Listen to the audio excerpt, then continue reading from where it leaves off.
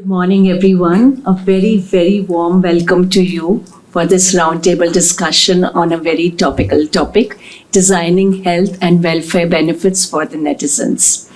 I'm Pooja Bothra. I'm an associate editor at ETHR World, and I'll be moderating this roundtable discussion today. So before we go ahead, I think let's just quickly have a round of introduction. You can just self-introduce yourself, and we'll just move across the table like that. Let's start with you. Sure. So good morning all. I'm Chitri Pansare and I'm the Director CHR of Design Technologies and UBC. Yeah. Good morning all. I'm Ashwini Shivram. I'm Head HR and CSR for Electronic Appliances. Hi, I'm Nyan Shah, SVP and Global Head HR with emphasis in Pune. Hi, good morning everybody. I'm Nancy Srinivasan, Senior HR Director for EDP, Pune. Hi, good morning everyone. This is Samir Dev. I head HR and operations globally for IT organizations called RI Advisory.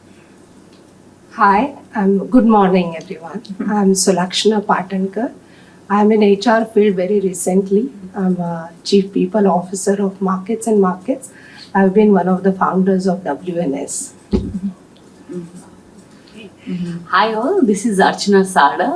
I am in Microlize Telematics working as Head HR. Thank you. Hi, good morning. My name is Vishwanath Joshi and I'm the Chief People Officer for Hexaware Technologies globally. Morning everyone, this is Nidhi. I head HR for Praj.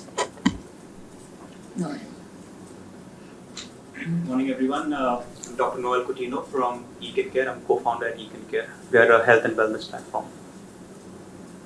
Hi, good morning. Anuradha from Tata Motors. I take care of people management for GML Global Organization.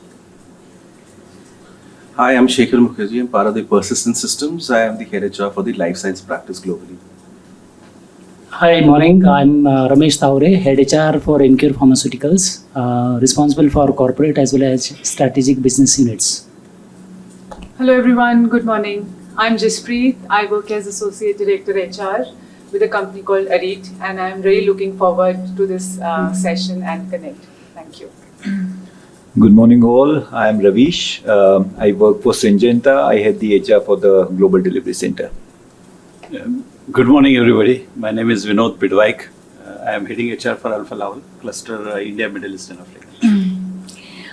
Thank you for those wonderful introductions, and once more warm welcome to this roundtable discussion. We'll keep it very conversational. We'll be discussing multiple aspects of designing health and wellness benefits for the netizens. So the context for today's roundtable discussion is that Gen Z, there has never been a time when they've not had the internet. So that's why they are called the true netizens of our world, and in an extension, the corporate world. Enough and more industry trends reveal that this generation is highly centered around technology, has a somewhat negative outlook on life, and are highly prone to depression. So some of these studies could be global studies, but they also have relevance in India because globalization is a new reality. Given that all talent-centric organizations are preparing for this generation's growth, and they are tweaking policies, they're really relooking at the way in which they're designing the health and well-being of the organization. One thing that is really standing out in this is technology. Since this generation's trust technology more than humans, and there have been studies, there has been an Oracle study that proves that they are ready to take a career advice more from a bot than from a human. So definitely digital technologies is actually leading the way in which health and wellness benefit is designed for this generation. Organizations are trying to integrate different aspects of wellness, be it social, emotional, financial, health, psychological wellness, and give employees a holistic platform at their fingertips to select what they would like to focus on for their overall professional and personal well-being. And the line between personal and professional is also kind of getting erased. And the pandemic has really been a catalyst for that. So today, when we talk about employees' health and well-being, we also, kind of in our, also have their personal life into the picture.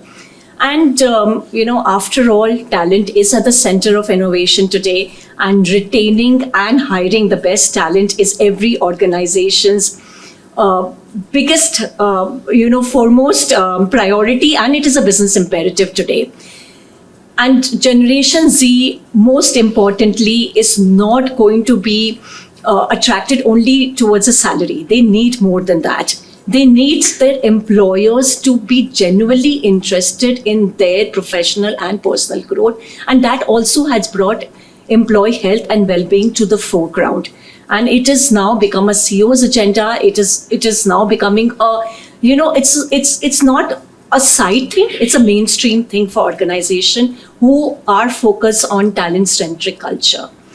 So this is what we're going to discuss in this roundtable. We want to hear from you that what are the challenges you are facing when you're designing health and wellness for netizens?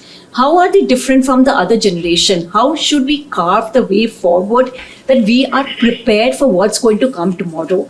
Rather than being, reactive, we need to be more preemptive. So this discussion is to basically take all these bites from you as to what is that you would want from a health and wellness tool, so as to say. With that, I'd also request Noel, who is actually an evangelist in this field of wellness and health, to share some insights with us how this field is evolving, how it's shaping, share some of the best practices with us. And then we'll have this freewheeling conversation on this particular topic. Sure, thanks, Pooja.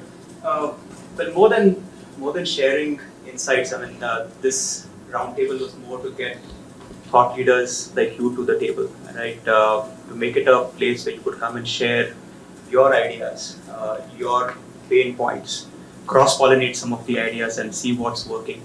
We've been having these sessions across the country, right? And there are certain things that have been coming to the fore. Each time we learn something new and we try to bring it to the next session that we have. So definitely we will be sharing insights in terms of what we're hearing from other locations. We'll be sharing about the ideas that have come through.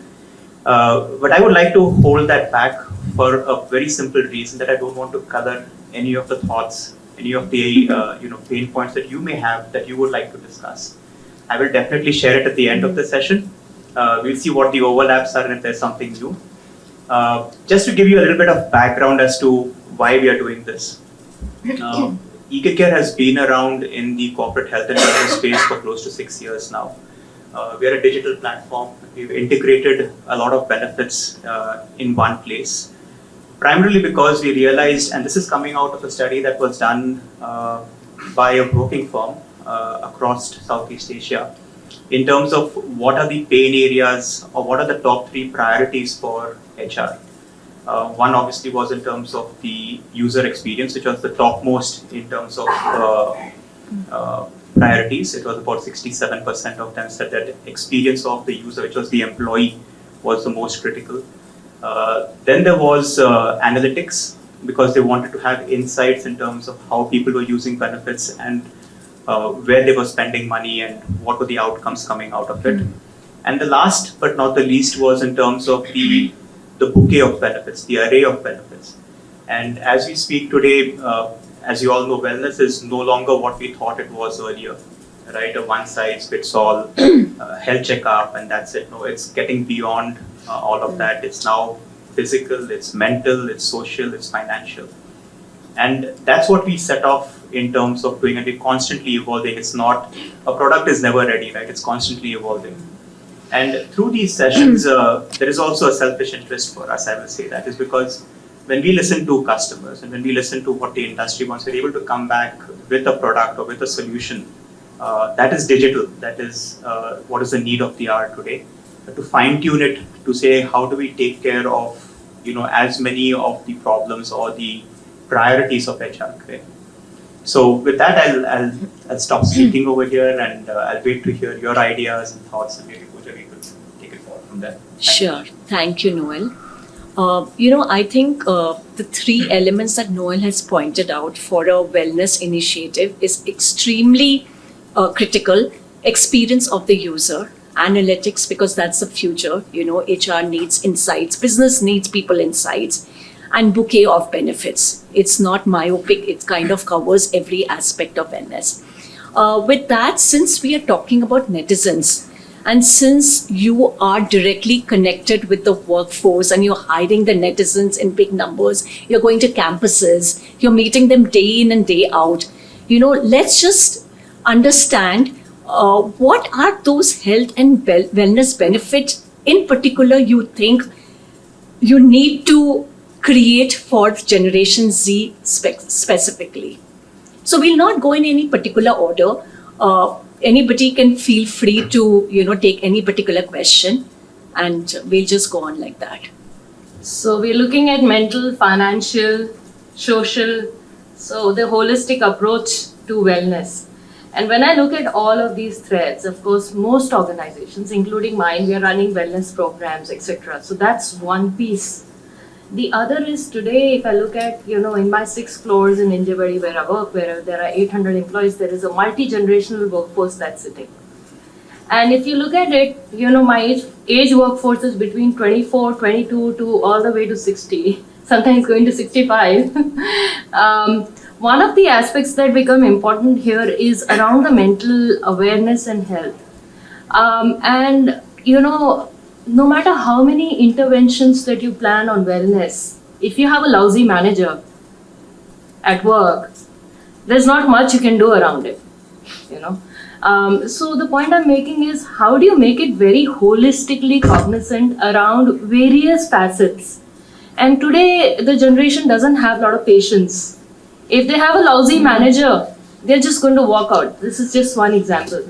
And that sort of prevails, that sort of falls under the purview of mental awareness and health. So I think organizations have to think very, very holistically around it.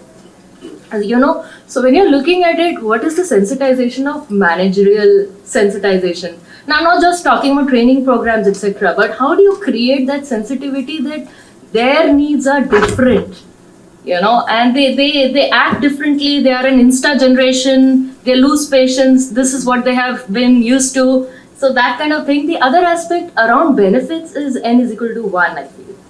Where N is your user, and it's right from a la carte to buffet. You have to have the spread and let them pick and choose.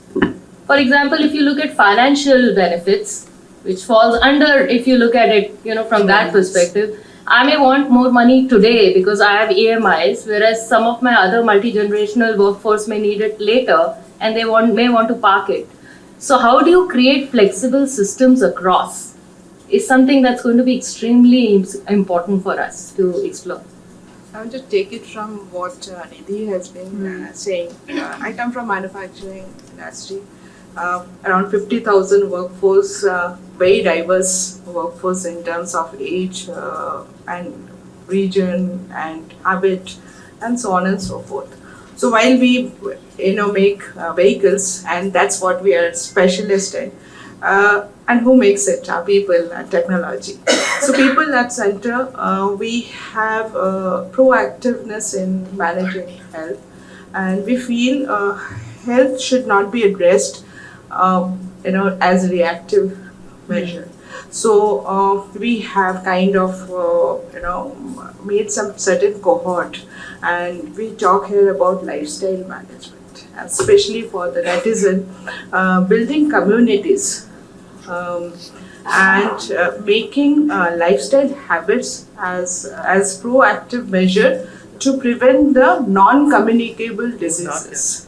So, mind my word, because we have just come out of pandemic and we know that we do not have much control on communicable diseases, but diabetes, blood sugar, obesity, tobacco usage, these can be controlled, which in turn makes our life healthier. So we kind of partner with specialists and kind of have measures in proactive measurement. But what we are creating a hype on is creating a community of, say, marathon runners or photographers, also wildlife hikers, and then we also create programs for weight loss, and we kind of have reward and mechanism to do that. It's all about having healthy life, working very strongly on tobacco, because that's has come out as a main reason for cancer. And during the pandemic, we realized emotional wellness, more than mental wellness, emotional wellness is at the center. And the netizens, as you may say, needs help. And let us accept it. And what we are campaigning is that there's nothing wrong, please talk about it. We are sharing stories that, celebrities are coming out and talking about it. Please ask for help. And you will not be reprimanded for that. Correct. So that's the trust we are building, so that people come, and we have tied up with organization to support this thing. But I would say that crux is proactiveness and prevention. Interesting. I would like to take it further. Pardon me about my voice today, it's not that good. But I would say a couple of things. In my current organization, we are between 22 to 45, okay? But more towards less than 30, okay? So they're not exactly netizens, but very close to, their whole education or later part, high school onwards, is linked with internet and things. And it has become so global that a few years back, everyone in the world was watching Friends. Okay, I say that because it's no longer just, our people are from a particular area. They are really, really global. So their habits, their way of thinking is also very global. And that's what I think all of us have to, accept that. So there are so many gigs, or so many people are too much behind health and fitness. To the point I have to tell them that, you're not supposed to run every weekend 20 kilometers. It's not good for you. So I have one extreme of those, and I have obesity as another issue in some of the people. So I see global problems, what we see in the young, kind of generation, which is all prevalent in because our workforce is the replica of society, I would say. There is nothing different, because we believe in diversity, right? So we don't take only slim and weight, those are not conditions when we take people on. So it's exactly replica of society, and it's exactly the way educated global citizen of any country. So we have similar issues. So the way we have looked at it in dealing with it, especially pre-pandemic and post-pandemic, because we never had hybrid model before. So I used to see everyone at least between 9 to 11, because they had different timings to come in. 8 hours you have to be in the office. Some people will stay back to complete work, some will move earlier, but by and large, work management wasn't our issue. In the hybrid situation, of course, people who have sense of responsibility, no issue. In certain cases, we do find that as an issue. And I was talking to someone about moonlighting. We'll come to that a little later. But so if you see from wellness point of view, I think we had 2 types of things. One is, how do we think about their mindset in the post-pandemic area. There are people who are saying, now I don't know how many years I'm going to live, so let me live my life fullest. That's some part of people. There's some part of people who are saying, no, I have got to be disciplined so that I don't get to see such issues if any further such kind of thing comes in, any pandemic or any disease comes in. So again, I'm seeing 2 types of people. So what we are trying to do in that is, we are trying to say, one, you don't have to be scared. It's not end of your life. So you don't have to live life to the point that you are really not going to live life next time. Don't drink so much, or don't So we have those kind of sessions with people that there is a life. There is a life for everyone, at least 80 years, we say. Forget 100 years. So all of us, so plan your life in that. We also talk about a lot of financial planning because that takes away a lot of stress of people. And these netizens generally, I won't generalize too much, but majority of them have come with at least middle class background. They're not like when I started work few years back, they were from all the startup people were coming. Now at least parents are getting to little bit better. I won't say too much, but little bit better. Again, that's not a criteria. But when I meet people, I see that they're little bit better in that sense. So at least parents have one home. Okay, if not too much, they've used Credila for their education or things like that. Why I'm using these examples is because now what they have is they have cash in hand. So how do you use that? So like she said is there a retirement benefit people are interested? No. PF least 1800 enough. That's the kind of thing comes from them. But what are they interested in? So we think about a lot of financial planning for them. We think about proactively, as she said, is about whole lifestyle management because work from home has given option to lie on the bed, work, watch Netflix in between, put on the Zoom on mute, all these things. I'm not getting into these are personal habits. But even to tell people that these are certain things that they can think about from their lifestyle. How much to work, how much to sit properly, what to do from there to variety of things. Again, this is very individual. We made accesses to these people. You cannot make it like a session and compulsory. So we say these are the kind of people available on planet. These are the, for mental health, for physical health, for financial health. These are different panelists which are available. It's up to you whom do you want to consult. Because again, telling them, making it compulsory, putting a rule is not going to work. So that's what I would say. Sure. I'm sorry. Even he will go. Thanks, Sulakshana. The topic is heating up. We already have Anuradha, Nidhi, and Sulakshana. So I think what all of Next time we'll get a mail. But all of them said that, in hybrid times, what I understand is it has become more important, right? So I think it's no longer a priority, but I think it's a value now. Health and wellness should be part of your value system rather than just a priority. And as she said rightly that we are looking at individuals who are who want their independence, who are more flexible, right, and who want to be part of communities.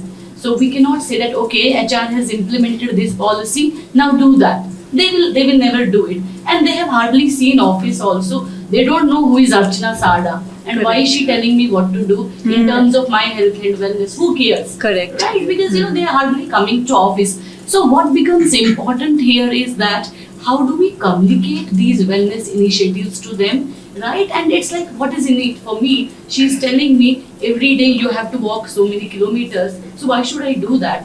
Because they are looking for, as she said, immediate gratification. So creating those kind of activities wherein they can see the leaderboard, gamifying it, gamification, and then selling it to them that look.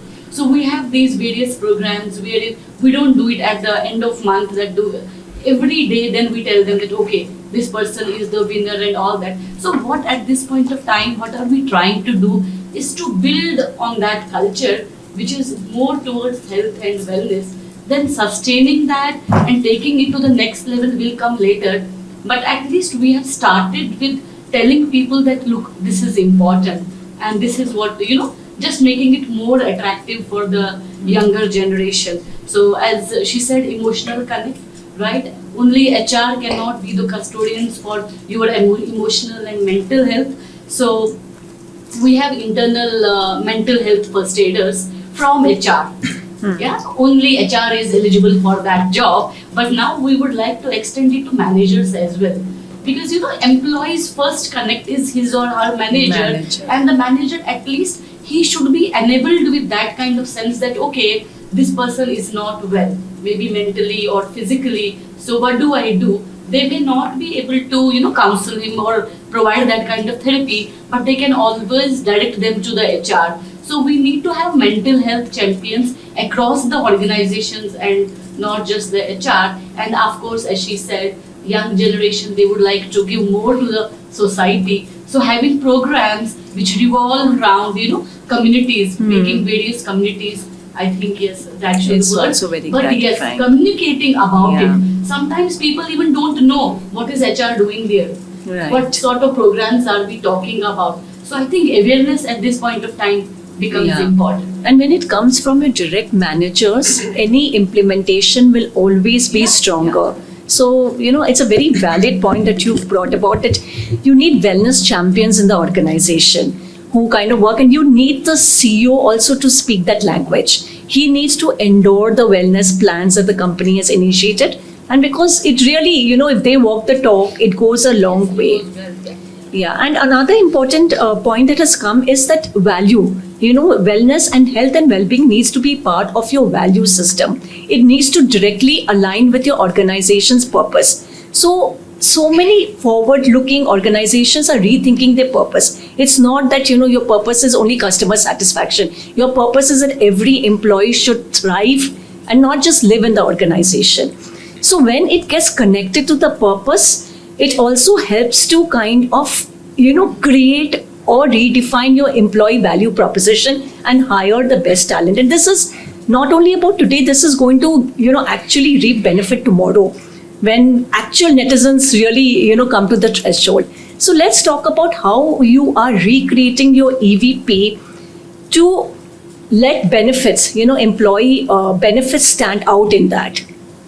Right. Let's hear from you. So I represent Alpha Laval, which is the equipment manufacturing company. So we process everything in the world. So from food to fuel, what we say. So we manufacture all, and different segments we are there. We have different types of people. So including what Nidhi said, similar type of from college going interns to 60s in the organization. But we also have a different type of demographic in terms of functions. Like it's engineering and supply, it's IT. We have global IT delivery centers. So we need to compare them with the IT industry. We have almost 200 employees in IT delivery center, global IT delivery center. We have shared services. We have in India engineering supply, which is a global shared services here, designing content generation for a technical equipments and all these things, and plus supply chain. So that is manufacturing plants and product delivery centers, which is totally a global supply chain. So we really need to take a global overview. But I like what somebody said about the generalizing things. We can't generalize netizens because it's totally depend upon the values of the family and from how they are brought up. If you compare urban class netizens against the rural, their priorities are totally different. Imagine lower middle class. There are a lot of young generation coming from the rural India, from north. If you take an example from Maharashtra, from Solapur, Kolhapur interior part, and their priorities are totally different, perhaps. And then most of the time, what we say that is HR driven everything. It should not be HR driven, as Archana rightly said. HR role here is a facilitator always. So what we did, and before pandemic also, we did in Alpha Laval, it is compulsory to have a health checkup for everybody. Of course, compulsory means we can't force the people, but it is everybody, and almost companies spend 6,000-7,000, including vitamin deficiency, all these things every year, and we get a dashboard from our vendor that what is the health of the organization, physical health of the organization. Almost 30-40% people are either high blood pressure and all these things, and diabetes and all this. So what we do with that data, and we have very strong GDPR compliance, so we can't actually, it's totally depend upon the people what they would like to share. Wellness and all these things, again we have GDPR where we can't mandate them that you compulsory do all the things, but how we can actually motivate them to go for the services.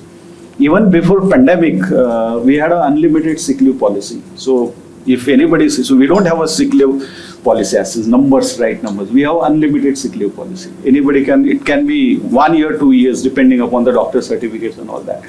And believe me, nobody has taken any disadvantage or misused that policy. When we analyze the sick leave data, average sick leave in India has gone down. Is hardly 4 to 5 days taken.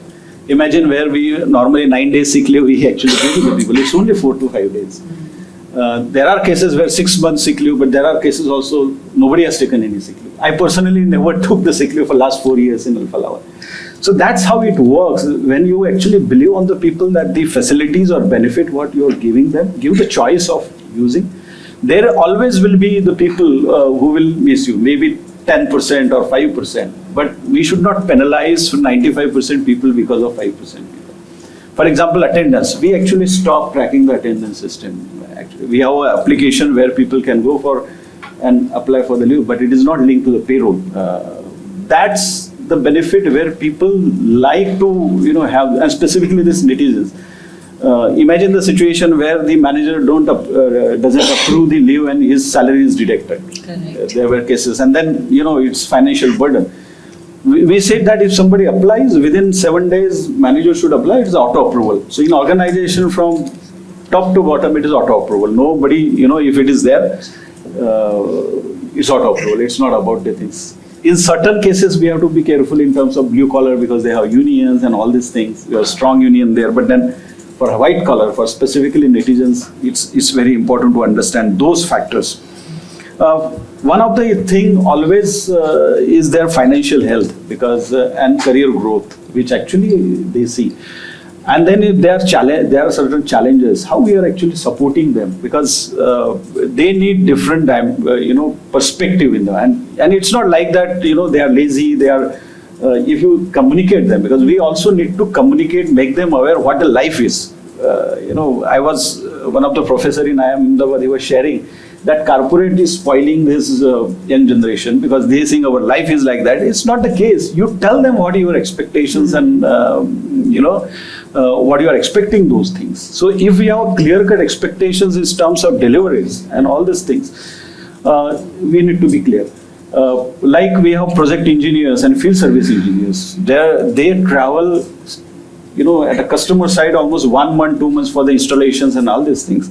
What's about there? Because for them it's and they're also young actually. So how we are actually giving those benefit and flexibility to work. For example, if they are 1 month, can they be 15 days at home like this Marines and they do that? And we actually started putting the onus responsibility to the manager. Our policy, we have handbook, but it is very transparent and open, and it's finally the manager who has to actually see and how he or she can be the flexible with the employees in terms of managing their performance. At the end of the day, we should be worried about what the deliverables are there, is companies growing, is financial productivity is improved, rather than just policing the people. HR is actually always considered as a bad cop in the policing. We need to change that mindset.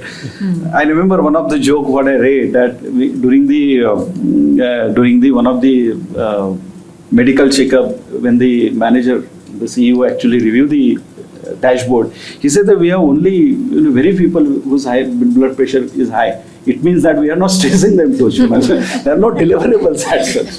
Yeah. So that's also happens sometimes. The blood pressure data can also give you so much insights about how stressed your workforce is. So to summarize, I think the customized EAP, employee what EVP you were speaking about, that why I'll say the employee assistant program. Take an example, now the nucleus families, one child, most of the things, and they don't know what to do if some crisis comes. Imagine the situation that his or her mother needs to be admitted. Friends are not there nowadays. Friends are busy or maybe working in different organizations. They don't have time. Everybody has on phone, but then they need somebody at that. So how the organization can create that ecosystem of employee assistance program from supporting their families, themselves, if some crisis situation in their families comes, to if they need something about advice, coaching, or maybe they need something, they are struggling with that. Nowadays, this colleges colleges are coming a personal counselor in their colleges actually, and they have a one-on-one session to all the students. I have my son, he's doing the engineering, so there's monthly sessions with him. Yeah. Because in nucleus families, so can we do something similar to the, and not HR, I will say, it's a professional, because we believe that HR knows everything. That's not the case.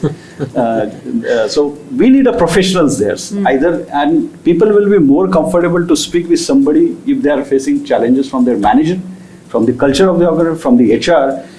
They need that ecosystem, and creating that psychological safety nets in the organization is very important, I personally feel.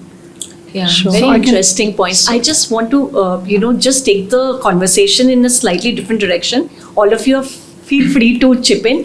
But, India's got like divide. There is India, there is Bharat. So when we talk about health and well-being as an important aspect of your EVP, I just want you all to share, based on your, diverse workforce that you have from tier 2, 3, 4 cities, what is important to them, which may not be that important to the urban population. Yeah. But we are talking about a scaling tier 2, tier 3, tier 4 workforce. What is important for them when it comes to health and well-being? Sure. Just keep that in mind, and then, we'll come back to this maybe. Yeah. So I'll probably quickly share a very recent conversation that I had. For myself, I run a program called I'm All Ears, which is a time on my calendar where anyone can block that time and come and speak either individually or collectively. Because I operate from Pune, and I have responsibility for 29,000 workforce. So it's specific time on the calendar, and you can bring up anything that you believe I can help you with as a Chief People Officer. So this was about a month back. We have a program called Mavericks, which is nothing but a young engineers program. And 6 of them came and met me in my office in Pune. Okay. Now, of course, when 6 people are entering your cabin, you're kind of a little scared and worried. But they fixed time. One of them fixed time, and then I was not expecting 5 people. 6 people walk in. They walked in and said, "Vijay, we want to have a conversation with you." I said, "Sure, we'll do that." So they said, "We want to show you something." Young people, they've just joined us about 7-8 months back, and they're going through this program. They took me to our gym in Pune, on our campus. Okay. Of course, I've always admired gym. That's a great place to admire. From the outside. So from the outside, and that was, of course, when we reopened the offices, we made sure that the gym and all the sports facilities are opened up. So they took me to the gym. Okay. And they said, "We want to make some suggestions to you." Honestly, I was not expecting they would talk about something like this. I was expecting they would talk about their training, their career, the compensation, whatever else. They said, "We have some suggestions here." And then, of course, I will not go into the conversation. It was about 20-25 minutes conversation. They made some amazing suggestions. But what that really told me was something very interesting. And I later validated it with my HR business partner team, saying, "Hey, can you do small group discussions and really look at what is it that they need?" Because that's a large part of our workforce in India. So while I was thinking about that point, there are 4 critical challenges for them, and literally speaking, all of them come from tier 2, tier 3 cities, middle or maybe lower middle backgrounds, saying, what is it that will make it worth their time in this company? So one, they're actually looking at aspects like fitness, health, well-being as a socializing process. Okay. No wonder why that would be important for them, because for almost so many years they were not really able to do that. Second, they were looking at an opportunity to do it together. Okay. And one of the boys made a suggestion saying, "Can we put up a screen here in our gym on which we can air and broadcast? We have a program called FIT, Fighting It Together." And somebody told him about that program in the induction, obviously. He got excited, saw the videos of my CEO doing exercises and all that. He said, "That should be here," because, that's... The third thing is some kind of a competitiveness. Okay? And we all know this, there are walkathons and all that. And I thought, that's another way by which we can really promote that aspect of taking ownership for your own health and well-being. I can add a lot of benefits in the policies, but I believe these are the aspects that will really make a difference. And fourth, make it fun.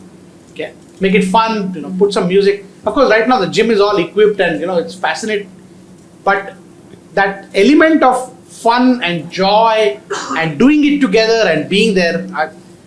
About 3-4 days back, I met one of the managers. He said, Vishwanath, we have started a new practice called Gym Time. His name is actually Jim, Jim. I said, so what is this Gym Time? He said, as a team, we have decided that 3 days a week, between so and so time to so and so time on these days of the week, we are going to be together as a team in the gym. Yeah, and no wonder, I would expect this is going to be one of the best practices that any of us can talk about, because it's all about togetherness.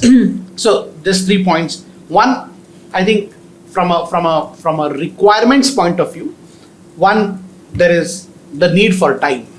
Okay, it's possibly not fair to expect that apart from all other deliverables, etc., as a company, of course, they will do it on their own, whatever time suits them. But as a company, if I have to promote that culture, then I need to provide for time. Second, I also need to provide for inspiration. That role modeling, I don't think as a company we've focused too much on. We've focused on role modeling in other aspects like, the lifestyle, the growth of the person, the career, etc. But I think we definitely have a need to focus on how do we provide that inspiration to our own employees to take care of themselves.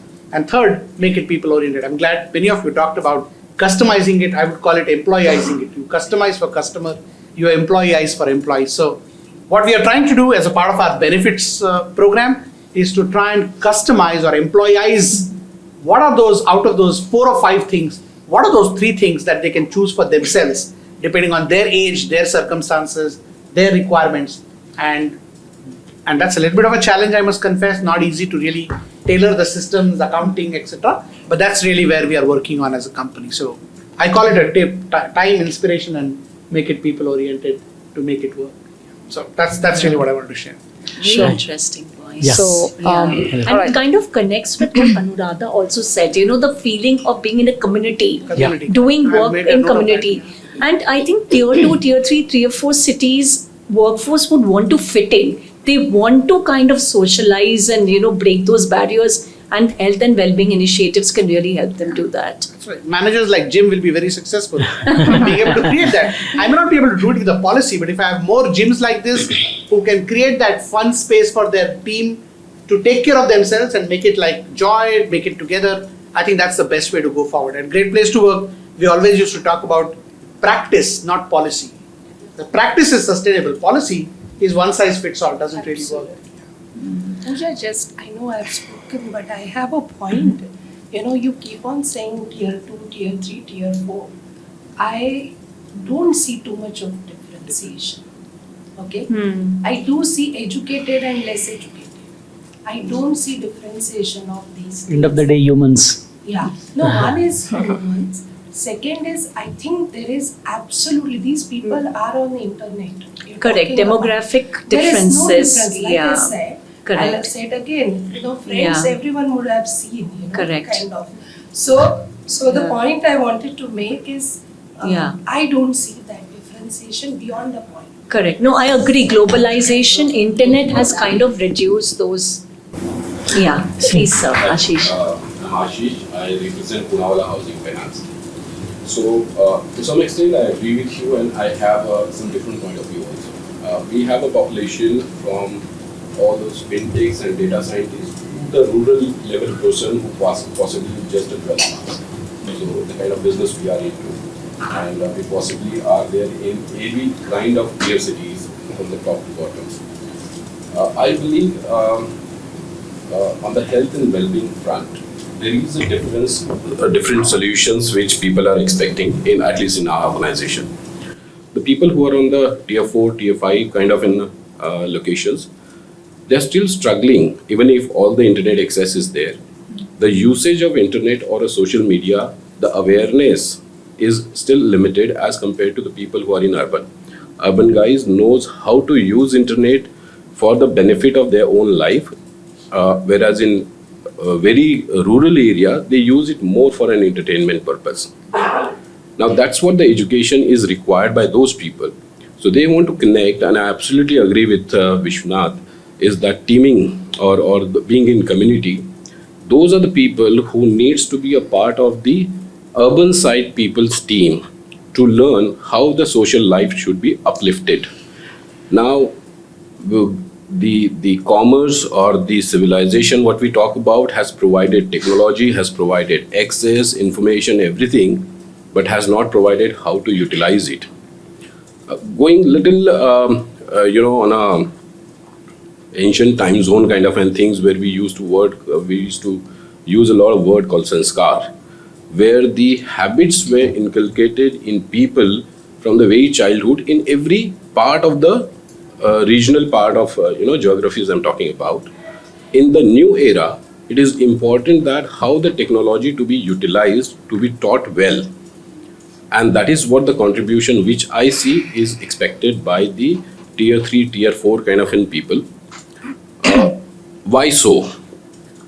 Because of the new era, new netizen, the new system or new era which is coming in has intruded in the personal lives of people at every corner of it. And the work life has got, kind of mixed. Now every organization wants to work for profit. They wants to have productivity. We talk about well-being, we talk about extending as much as we want to do it for employees, but it has to be also balanced with the productivity and the performance and the profitability, and that's exactly where we can contribute to the employees. So we are trying to build a balance where people are well aware, educated, and the habits been changed to be productive within the required time zone, maybe 8 hours and 6 hours, so that they are not bothered in the off times for the organizational requirement, and in the off time they can spend more towards personal well-being. People by themselves build their own well-being. At the same time, as a corporate, we can provide, or we are wanting to provide, or we are trying to provide it, things which are not available in the retail market very easily or in a cost economic factor. For example, in rural areas specifically, not in the urban side, rural area, we have provided the something like Byju's and other kind of subscriptions at a very subsidized rate to people for their children's education. And in that rural area, we found the difference. If suppose there are 10 friends, and he says that my child is learning on Byju's, or my child is getting these benefits provided by my company, he stands out different with the community of those 10 friends who are doing a local business or on kind of things. And that's exactly where his social life gets little uplifted, and he finds himself little more connected, that I'm more urbanized now. That is the one contribution which we are doing, and I think that is what is also expected by this new generation, that at the staying in the very regional location, I'm still connected with the urbanization. So these are the few more elements which we are providing to employees. That's one example which I've given. And that's what my view is, that yes, there is a lot of difference between the urban society and the rural society. And there is a very specific need to be provided to the rural side of it, specifically on the insurance sides in terms of, health, safety, education side. The management skills, of course, it's not that only urban guys have a better management skill, but yes, there are people, they need some help, and those kind of counseling sessions. I really like the idea of Vishwanath, what you said is, I'm all yours. And this, you provide a time to anybody and everybody, including rural and urban, everybody. And those kind of an initiative should be taken more. So I will try. So I'm from the government, and fortunately we are a team of 200. So I have the advantage of, unlike Alfa Laval and Tata Motors, wherein I can have a one-on-one connect with everybody. So during the pandemic, we observed that when people were working from obviously their homes, and there was a disconnect. So we from the HR team, took up this initiative where we used to make calls to each and every associate, and we followed it through. And what we have realized, in that is that when there's a connect with an employee, we call it know your associate. They are more prone to come to you and tell their problems. So it's more a proactive way of going to them instead of having a reactive way when they have a problem. Yes, definitely you need to have a forum, you need to have the opportunity where they can come. But if you yourself are going and offering, then next time they have a problem, we see that they are more proactive and they come to us, and they are more comfortable. And at the same time, we have seen that sometimes if they are not able to share it with their managers, then we can give that step up. What all that they're expecting is, if there are problems from on the family front, with children, with health, they just want flexibility. And if you're able to offer them that flexibility, I think the productivity eventually increases, which has dipped during the time when there are certain issues coming up. So this initiative of ours has helped us, in bridging that gap between trying to get things, more streamlined and helping an associate. And I've seen that netizens nowadays are, they come up and they tell you if they are, facing anxiety issues, if they are not comfortable, they would come and share it with you. Unlike us probably, who would be a little more uncomfortable talking about your problems. I think this generation is, they're very comfortable telling their problems and they're sharing their problems. Yeah. This is Sameer. I work for a company called RI Advisory. We are into IT consulting and product development.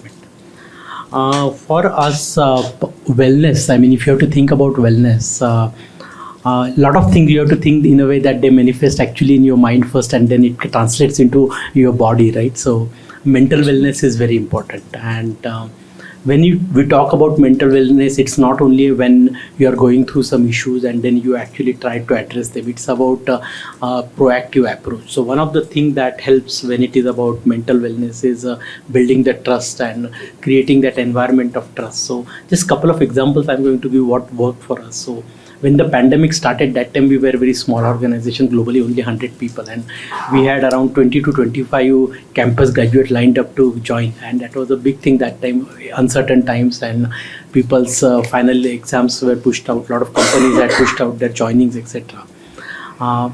We had that confidence and we took that leap of faith where we actually got them, and in fact we got them to join even before their final year exams. So they because they were not doing anything, exams happened in August, September, and this was a June time frame. So actually they joined as a full-time employee and started getting full salary. And in fact logistically, even for some people it was difficult for us even to send a laptop to their home. So I think that created a lot of trust, and from that batch probably I still have 70 to 80% people still working with us after 2.5 years, considering the IT and the attrition that we talk about. So that building that sense of trust is very important. That is point number one. Second point is about agility. I mean, probably it is a lot easier compared to Alpha Level or Tata Motors being a large companies, and you have to be agile considering the way things are unfolding, and then you have to approach it that way. You have to change your approach. So one thing we did very similar. We didn't have unlimited sick leave policy, but what we did is pandemic people were getting sick or their family was getting sick or they were helping the community. We actually said this is a pandemic, especially second wave when India was hit hard. We said it's a time off that you take which doesn't count towards your leaves or your sick leaves. It's just the time that you take off to take care of you, yourself, your family or the community. So these are the things which you come up, and then that creates a lot of positivity. I think that wellness, I feel, has to be a culture. I mean, if you create some program and which kind of people see it, you create a lot of buzz. But if you do not follow it with the actual actions, then it fizzles out. So, and then people are smart enough. Netizens are for sure smart enough. They see through, what is there for the marketing or for what is authentic and what is not real. What is real? Correct. I think that is very important. So you have to have that as a culture. You have to be really. I think someone brought up very important point that about the customer satisfaction cannot be the only mission. It has to be a mission of employee centric. So I think that's employee centric approach brings in a lot of stuff. And if you talk about the last point which I will cover is about the social well-being in terms of the organizations, what it translates into is your sense of belonging and your sense. And it was very difficult for us. We were 100 when pandemic started. Today we are 550. So I think our 70-80% of workforce has joined during the pandemic. Now they have started coming. They have not seen the office. So building that a culture of a family or a culture or as an organization was extremely difficult for us. A lot of people were not there. So that time, how you appreciate them, how you give them an opportunity, how you make them feel important, and how you make them feel part of the ecosystem where they actually take the decisions. So if you kind of focus on this, then they feel part of the family. And as I said, all other things are obvious. I mean, you have to have health benefits. You have to. For us, when we were small, it was difficult, but we pushed to insurance companies and got parents or in-laws covered. So I think that health insurance and all things are important. But I think most important is stepping back and looking at mental wellness, social mental wellness, Correct. social wellness, and giving that confidence to your employees that you're part of the family and you're taken care. I think that goes a long way. So mine also is a growing organization. We are 170 as on date. So, and I'm a certified yoga instructor. And I make videos and I have nothing on my organization front, but I know the youth is on social media. So I see my employees following me and they get really inspired. So as Tripti was mentioning about the one-on-one connect, we were as a small organization, I started this, and the challenge, I really want to talk about the challenge here because me being from HR, I think all of us can relate to this. They think HRs are boring, they are discipline oriented, but when they see me inspiring them as an employee, making videos, and it's not about just exercise, it's about drinking water, it's about taking breaks, it's about being in the nature. Like me, every alternate day I'm in a park or a garden and I put videos of all of that. So they really understand now it's not about just the programs, the sessions that we have, it's also about taking these small things like just walk in the nature. I mean, when I talk to them on a one-on-one basis, I try and explain them that why it is important to be in the nature because I am from that background maybe. So the challenge here, what I face, and I'm really looking forward from this session is how can we as an HR, really come up with such programs to take breaks probably because people have neck pains these days, back issues. I have videos on all of that. So they come and talk to me, just feel that how can I'm facing this neck pain because I'm sitting in front of the laptop the entire day. How can I help myself from this? So I feel good in that aspect. But from an organization perspective, from a whole perspective, I was actually looking at something I have for my employees to, they have reminders on such aspect and they can take care of themselves. So this is what I really wanted to discuss in this forum. How can we as an HR build that taking care of these basic necessities rather than just walking 10,000 steps, that is absolutely fine. But taking breaks, drinking water, I was mentioning. So this is, I just wanted to add here in this. Yeah, so some soft nudges to Yes, the employees yes. would actually help them get into the habit. And habits then become like lifestyle. Exactly. Pooja, I'll just probably pick up from Samir and we are having coffee.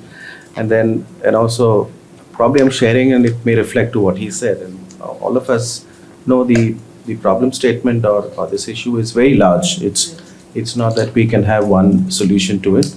Second, I feel it is not relevant today. I think it was always relevant. It's just that now more people are thinking and your bosses, the CEO's bosses are now talking about it. So the CEOs get serious and so it follows the money, right? I think essentially we'll have to look at, and I was looking at the Akin Care and you're probably alluding, Noel, towards the technology aspect of it. We'll have to look at these things segmented, right? One is at an infrastructure level, what Vishwanath was saying, right? You have gyms, do people go there? I've worked in WNS for a long time. Yes, I've done. And it's very comforting to know that you're here. And I'm currently persistent. And I've seen banks having whole these gyms and all facilities. One is the infrastructure having that, right? It's about money. Second is how do you get people to do, right? That is an aspect which has been losing the focus. So people have probably assumed that people will come, right? I've never visited a gym, but I've gone to my society gym, right? So why I don't go there, I don't know. And that brings to the topic of what Samir was saying. Do I get the time in the office to go? And it all starts when I enter the office. Am I as comfortable as I'm at home? The answer is no. It's changing post-COVID. Managers are becoming more subtle. So I think it's at the bottom line, it's do we really, and industry to industry differs, right? But do we really focus on culture, to Sami's point? Look at what great organizations do, or rather so-called great organizations do.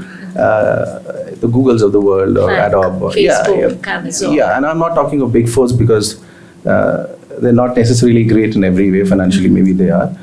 What is one thing that really strikes for us as an HR professional or people working there? And this is my own experience. I think the one thing which is common is the purpose. If you cannot build a purpose in that organization, right? It could be anything, right? Culture or the purpose. If I don't know why I step into this organization, and that why comes from the fact that if I step into this organization, I know my manager will not be screaming at top of his voice. If I do not meet my deliverables, what happens? I get a flag or I get summoned, or what happens? We have always seen, wall of fame, right? A lot of organizations do that. We've never seen a wall of failures. People do not talk about it. So at the core, if from a digitalization perspective, the integrated apps, can we get a system of rewarding people sharing what they're not able to do? I mean, just being, and there are organizations which are going in that direction. How do we talk about things which we have not spoken at a digital platform? So I made some scribbled notes. See, at the base is the culture, what Samir was saying, right? How do we walk the talk? Some of you said, how do we make the CEOs talk? You yourself are doing a lot of stuff. So you create the ripple effect. That's one. Second is today more is minimum. The more you have, that's less, right? So you keep going on the bouquet of possibilities, give them financial, economical, social, all of that will keep expanding. You can keep having bouquets, and it should continue to do that. Translate it into one integrated platform on a digital. So if I have an app and I get in the morning, there are mood check apps right these days, right? I can just go in the afternoon and say, I'm bad mood. What does that do? Can I have a system like that? And I should be confident to ensure that nothing happens to me, right? So we're solving the people. So I was reading, McKinsey probably came up with a report saying 67% people communicate on emails today.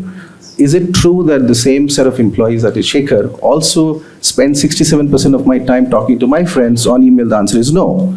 So the mode of communication or the way we work is very different from the way we live outside. The blend has to be there, and I think the digital platforms will do a lot of good work there. We can't get into the most high end probably at when you're looking at India scale. Probably we cannot really ape the West of the various new technologies which are coming. You can't have earbuds doing sensing of your moods. We can't do, but I can have this. I go to this decathlon, right? And every time I buy something and I'm exiting, there is a system of saying I'm happy or not happy. I'm excited to do that. My son is excited to do that. Forget the shopping, okay? So that's the culture, right? Elon Musk wears a dress, his next line wears the same dress.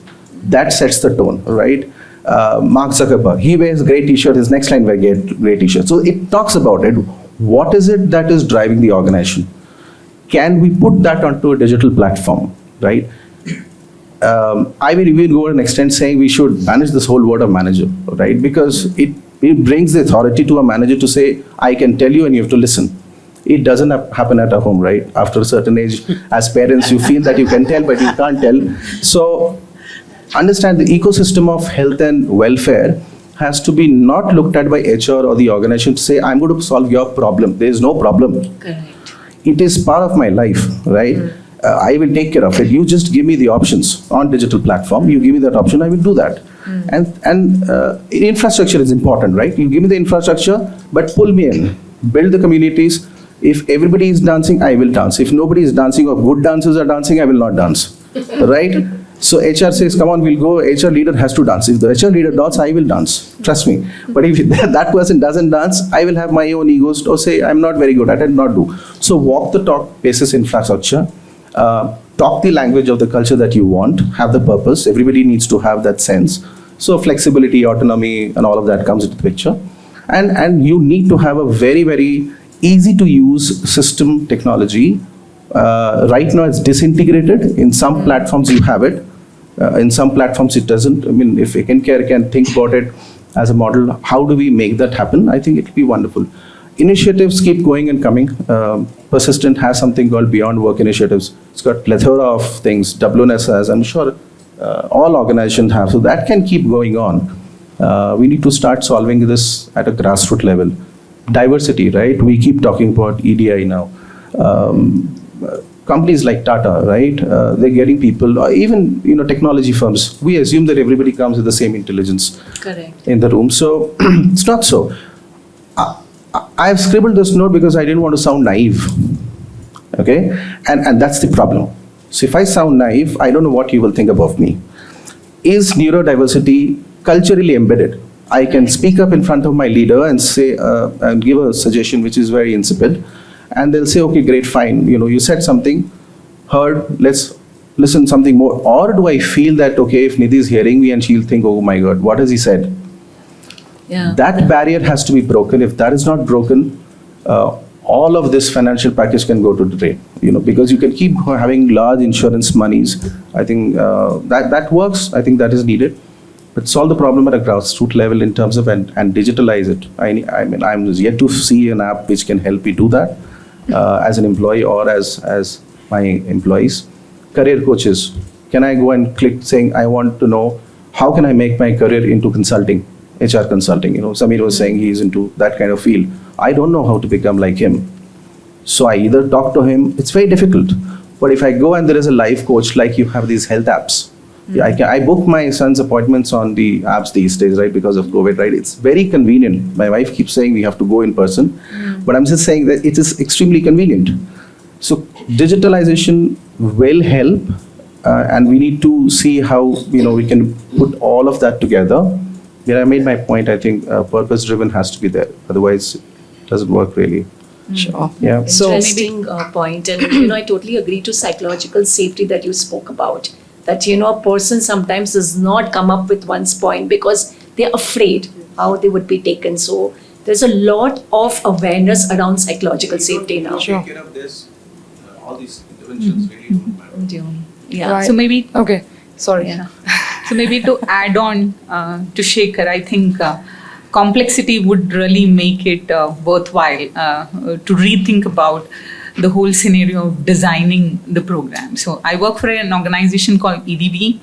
So we like making people think on data. It's like enterprise database. So really working on the data inputs of it. And what I could see is that we were in between. And I've actually joined this organization when we were at peak of COVID. So an HR person who took over and who are walking the entire journey with people who are doing the similar kind of transition. So I could really see what were the challenges in terms of making that virtual onboarding happen altogether and why we should make it more effective. So if I faced a challenge, I think I could relate it better.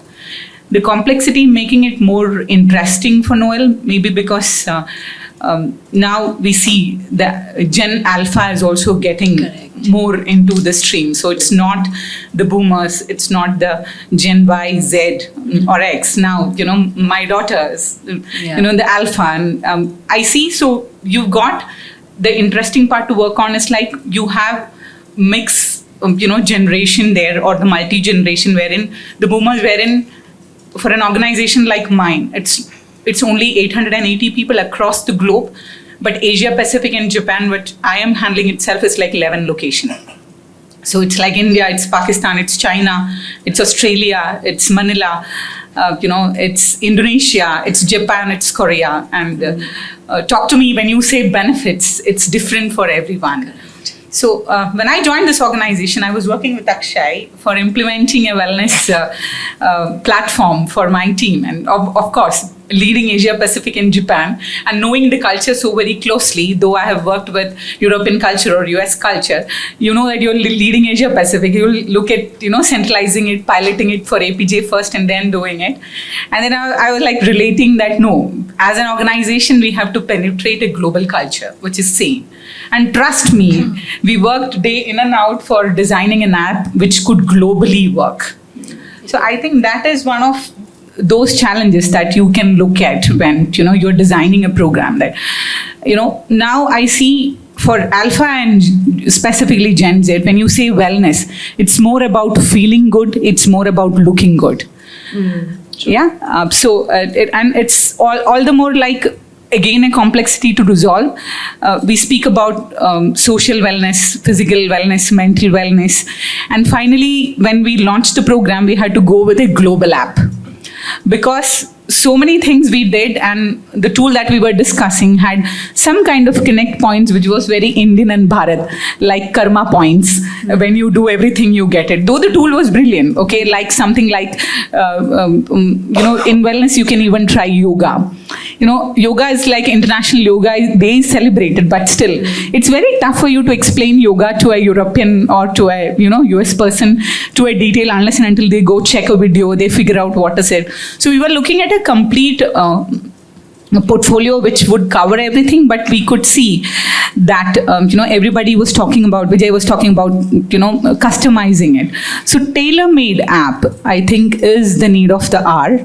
And getting, if you will ask people to take up a survey and you put across something because you want to embed everybody's point of view and see how and what the organization is asking for more, I think then it's not a real one, because at that instance, most of the time when we give surveys, even if it is like a FIROB, when you're doing it at that point, at that specific timeline, what mental state you are in, it have got an influence. But collecting these data and making people do that data thinking on a regular basis, like, maybe pulling out different scenarios, like after a performance salary raise, what was the financial health of the organization? How did people feel about it? After a reward and recognition program. So, and bring all those things together and then put it and check what is your overall organizational health, and then design a program. So then you will have programs which are like spread across, which is cutting it for people who are seeking in for mental health, they can go in. And, those behavioral aspects might differ from generation to generation. Like, a location like Japan, and I've got people getting into consulting roles there where they're like already 65 now. So boomers are also still there, and we still would go as leaders to them to take their opinion, their SME expert advice. Though, the century is now no more talking about only experience as a main factor for hiring. Like, it's more of skill, it's more of talent, it's more of how much you can deliver and what you're delivering with that skill assessment. So things are changing, but still I think a mix of things and tailor-made would make it more brighter, because of which, we can look at global platforms and companies like mine, like 880 people, but we are spread across 45 locations. So that's something that I would like to add. Very interesting. I'm from pharmaceutical industry. Data, actually, what I would like to share with you is data will help, because the pandemic, last 2 years pandemic really actually changed our lives. End of the day, we all are human beings. Two factors I thought that which have had a major impact, like technology, and another one is COVID pandemic. I will just share with you the data of WHO, what they say. Because whenever we go HR to business leaders, they may say why this is important, why this proposal is. WHO estimates that the poor mental health cost the global economy $1 trillion annually in lost productivity. So productivity lost. In India alone, a 2019 WHO estimate said the economic loss due to mental health conditions between 2012 and 2030 would be around $1.03 trillion. So this is WHO statement. Now recent study Deloitte has done, though they did study on the mental health issue cost. Indian firms of $14 billion a year, and the 47 of the people have responded that because of the work related stress. The 33% of the people respondent continued still because of their still with the poor mental health. 33% of the people in this pandemic. 29% of the people frustrated because of working from home, and then they took time off. 29%. And 20% of the people resigned because they frustrated. They thought that, okay, finished, I want to change my job. This is the data related to human behavior. When we talk about This data, if we look at, we are thinking about past, current and future. Technology is actually coming with a lot of tools, biometrics se leke, everything is tracked, data is huge. We are using that data for analysis. That data is showing us actually who is performing or not, productivity is going or not, business will do or not, because in pandemic situation only pharmaceutical industry, healthcare industry suffered a lot. Lot of dear and near ones actually we lost. The companies like the global companies which we dream of that to work with them, I heard that they started off laying off the people. And we are talking, as a HR it is very difficult, attract, retain, develop. What to catch? We are talking here about human welfare, benefits and everything. Other side of the coin, when you go to the boardroom, they will say, boss, this unit is not performing well. Because of third XYZ dynamics, which is actually because of pandemic and other technology and all. Now the roles are changing. I was doing something different. Now my role has been changed because of technology. And if I am not competent, I may take some time. The other person is ready at the door to take up the job. I think we should see holistically what is really is going on, because of technology, and that pandemic helped us a lot to understand what to need to do. Coming down to this, if data is actually telling us, boss, this is the data and this WHO has no challenge and we are going to suffer, even though we are finding not necessary today, future will be very different. And when we are talking about Gen Z is netizens. When we are talking about, they are becoming lazy or becoming smart by using technology. By Swiggy to ghar pe aa jata hai just within 2 minutes. So social connect is also through technology. So they are alone. They are interacting through technology with somebody and they are not able to pass the emotions. Right now there are so many actually, when you go to any social media, you will see a lot of actually posts. They wanted to say something, they wanted to talk something, and they wanted that people should appreciate them, and they will see how many actually, people have responded to that. So I think somewhere technology is making us dry. Okay. Now, if you'll start studying about Gen Z, there are 3 major important factors which are actually going to have a very big impact. One impact is actually work-related stress. मैं आज मेरा job है नहीं है पता नहीं, I don't know. If I will not be competent, I will not be updated with the technology, I will be out.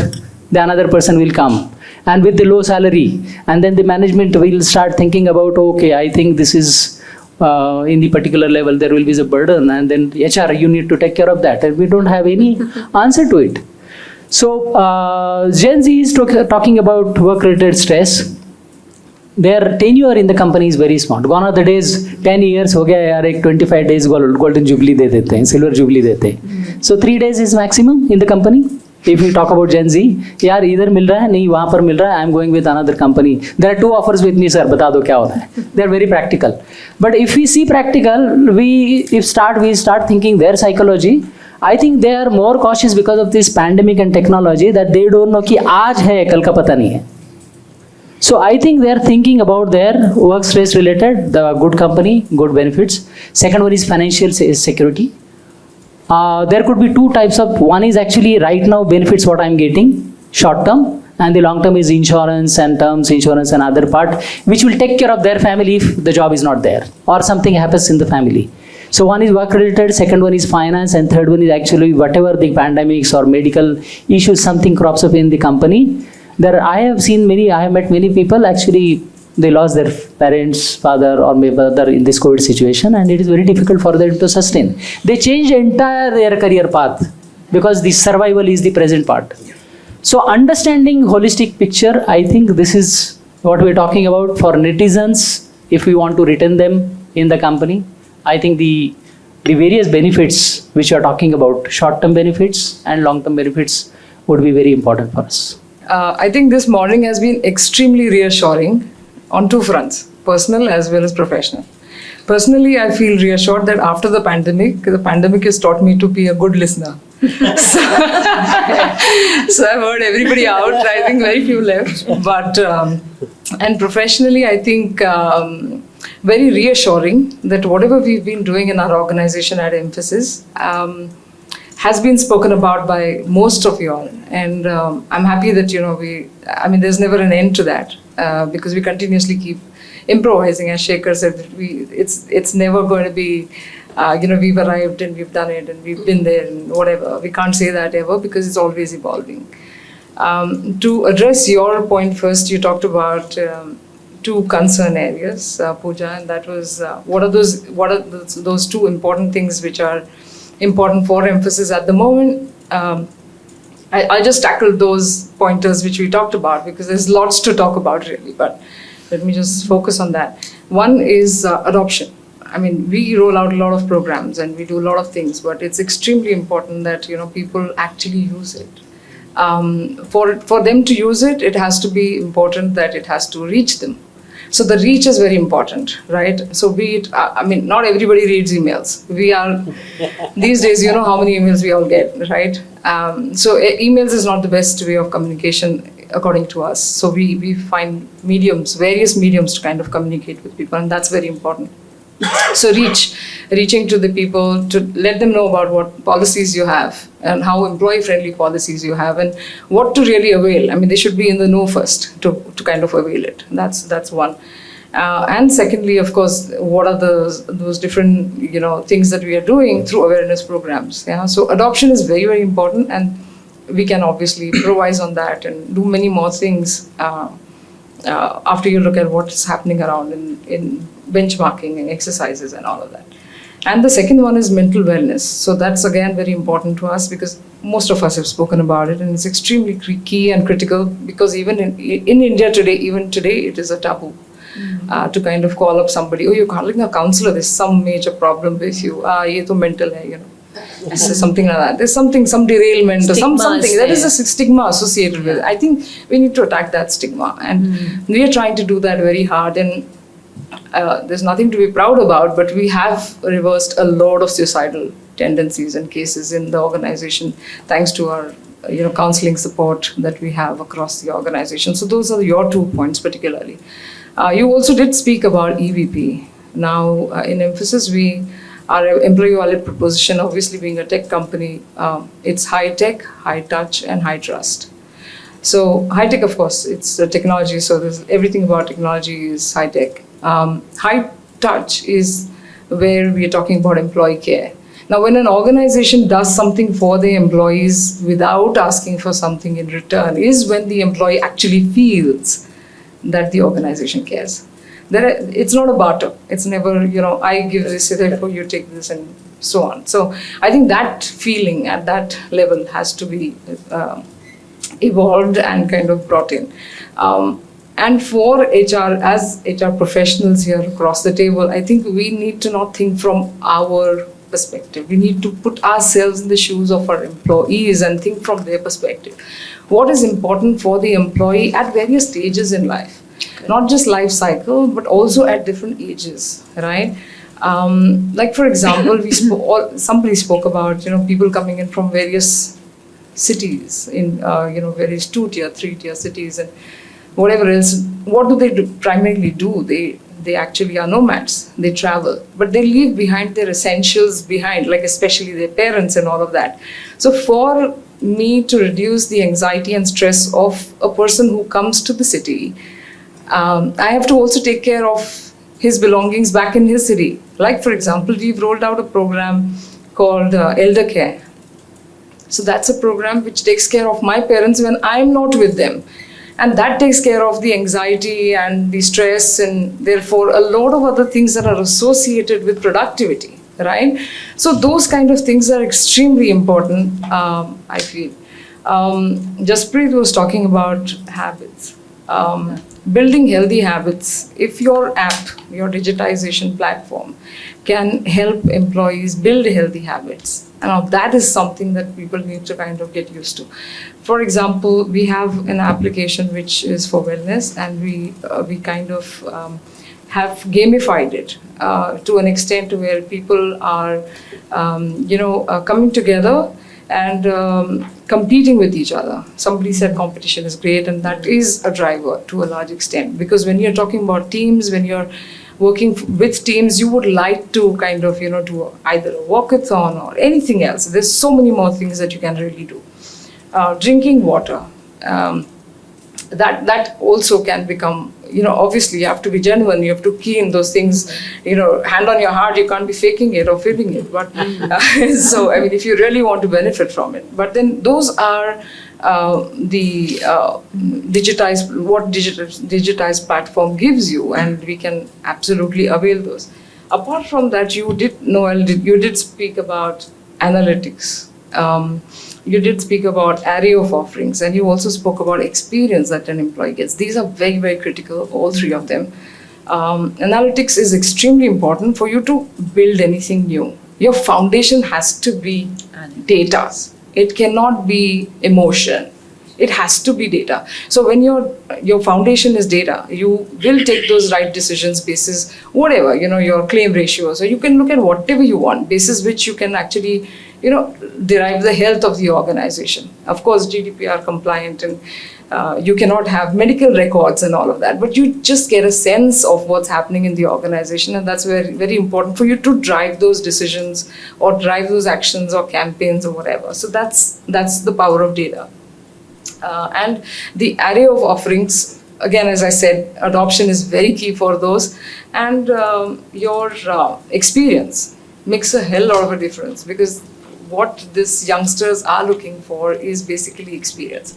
And the experience is not about just wellness offerings that you're giving to the employee, but it starts right from the day you make him or her an offer, right from the day till the time the person exits. So at every stage they are looking for, how am I being treated? And it becomes extremely important. So at Emphasis, we do have all the three wellness focus areas, which is physical, mental, and financial. And as somebody said here, financial also plays a very, very critical role. And I won't spend more time on that, because that again plays on your mind, because it's at the back of your mind. You're always owing something to someone, and therefore you're partially productive, right? For you to be kind of free of all of that, it's extremely important that it's a load. It's a very, very huge load. And if that's being lifted in some form or the other, the employee is free to, given his or her best. So that's what I thought I just put on the table. Yeah, thank you. Yeah. Quick things to say. One, to your point around rural versus urban, around rural that I've seen that we have a lot of people on sites coming from very rural backgrounds is inclusion of their families. Correct. Madam, you extend the insurance, you extend the benefits, and that's like a very, very pertinent request. The other aspect I think a lot of us have touched around is the whole piece around trust. I was just looking at Shekhar's point around gyms, infrastructure. Vishwanath mentioned that many organizations do that. They have the whole infrastructure, but during office hours they keep it closed.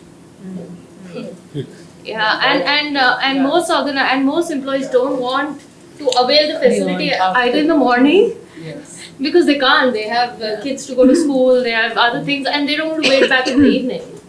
Work and family priority. Right, and then then we talk about trust. Tug of war. To Vinod's point about no leaves, and I mean, beautiful points there. How can we create that trust that yes, an hour of gym time is okay. Maybe we don't. Maybe we need to have that, and maybe we need to just give them a cult program. Carpet program. Just do it, because we're limiting ourselves to saying in office we take care of your health and family. It is a it's an ongoing thing. Absolutely. Somebody was saying, how do we go beyond our office hours? Right, recollect but say, Right. what are the practices which goes in our life in Apollo, right? How do you touch them when they're at home and they need somebody? Right. And these are the small nuances which goes a long way. When you talk about regional and other location, I want to share the story of Sanand plant. You must have heard about nano plant which came from Sengur to Sanand. And believe me, it was not easy to build the workforce there. Because traditionally, people from that part of the country have not been working in an organization, coming at 8, running a production line, going in time.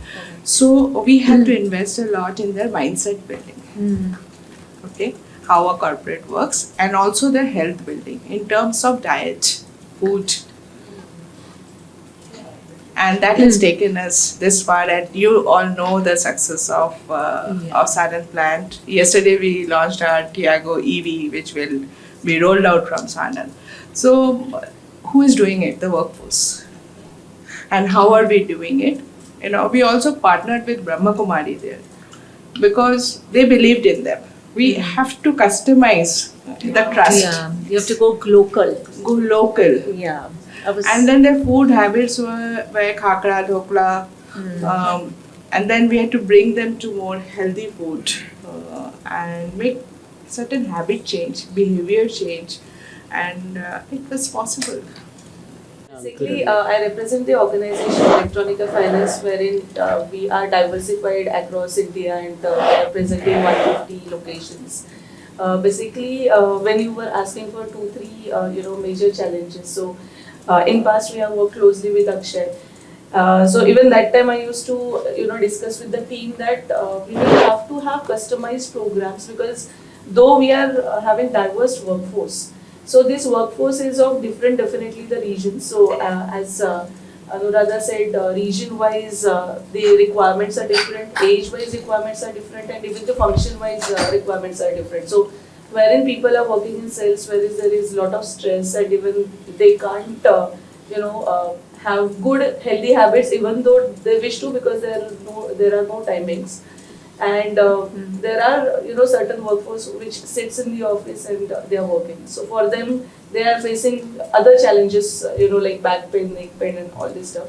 So if we have something for the specific group, and in addition to that, even we have seen that there are certain groups, irrespective of the age, there are certain people who are suffering thyroid, there are certain people who are having issues of BP or even digestive system.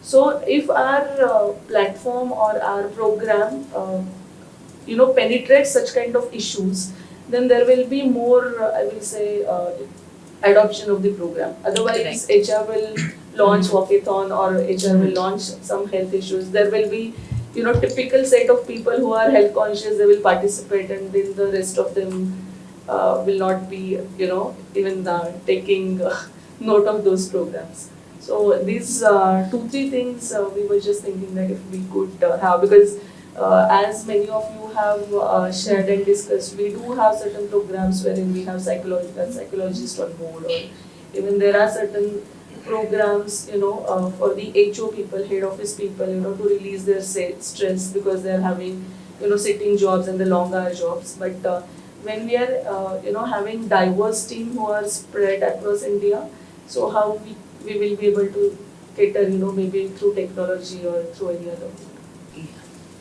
Okay, so the challenge with going last is everything has been spoken, so you don't know what new to add. The good part is I have to come up. Yeah, you can just say ditto. Yeah.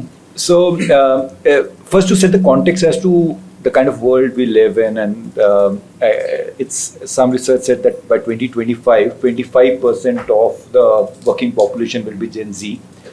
And when you look at Gen Z, 2 points stand out. One is if you look at Maslow's hierarchy, the basic needs are met. So they're not working just for financial thing. They're looking for something different and more. And a lot of research says it's about culture, it's about well-being, it's about development. Yeah, it's not about numbers. The second thing is the roles have become very, very niche now with technology. And that's why the rush to hire talent, giving 100% hikes is common these days, right? Because you're looking at a very niche talent. And so, in a nutshell, the power has moved from the organizations to the employees. So, and the reason for that is because they are the differentiators. You can get the money, you can get the infrastructure, you can get the technology, but people will be the differentiator. And what people are looking at is the culture, not the money. So companies need to focus a lot on the culture bit. Same thing holds good for the well-being part. I think it starts from culture, people first culture. You can have an organization where you have a lot of plethora of well-being initiatives, but the kind of work pressure you are putting on the employees is maybe creating that well-being issues, and then you are providing them some solutions. Just to give an example, so there were floods in Pakistan and we have small presence there. the way our CEO displayed people first culture is, and it's a large organization, $28 billion. So the CEO directly called the HR head of Pakistan and the business head and spent 45 minutes discussing what can we do for the employees. So that's people first culture. And it needs to start from top, but it has to be at all levels. So when I interact with my friend, am I getting that personal connect with them? When I speak to my manager, so it's not about HR or about manager, it's about each one of us. So first point I wanted to make is about that it's about culture before you go on to specific practices. Second thing I wanted to talk about is who owns it. When earlier the discussion used to be who owns employee career, who owns employee development. It started with HR, slowly it went to managers, and now it is residing with the employees. Employees have to own it. Right? Similarly, well-being has to be owned by employee. I am the most impacted party. Company can provide whatever it has to provide, but it has to be owned by the employees. For employees to own it, like you do for development, like you do for career, you have to create awareness with the employees. Awareness can be created by doing things consistently and in an impactful way. So you have to do repeatedly talk about it, do repeatedly, and it has to be impactful thing. If it's a run-of-the-mill program which everyone knows, if I can come into well-being program, they will talk about you have to sleep 8 hours, are you sleeping 8 hours or not, speak out, I know everything. So it has to be impactful, different. So that's about the awareness part of it, that ownership has to be with employees, and if employee has to take ownership, we have to create that awareness. So culture, ownership. Third, then comes that company has to have plethora of benefits, that if as an employee I own it, I need help, company has to provide something for that. I think technology will play a very important role there to reach out to employees, provide customization, but I think it will need to be something hybrid. Because technology could be part of the emotional or physical unwellness that I'm going through, I'm experiencing. Right? Technology could be a reason why I'm having that mental well-being issues.